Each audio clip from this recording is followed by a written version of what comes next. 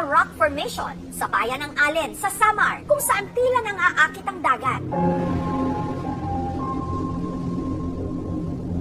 Nabigla-bigla naman, nagngangalit.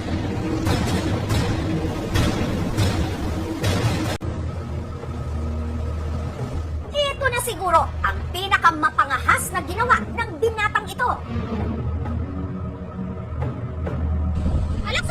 Ang tumalon sa natural pool na ito. Pero dyan siya nagkamali dahil ang kanyang tinalunan. Nangunguha raw ng buhay.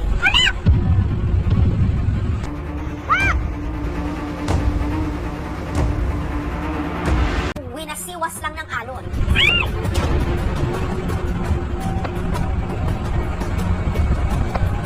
Maya-maya lang, nagawa pa niyang umakyat sa bato. Pero muli pa rin siyang sinalpok ng tubig.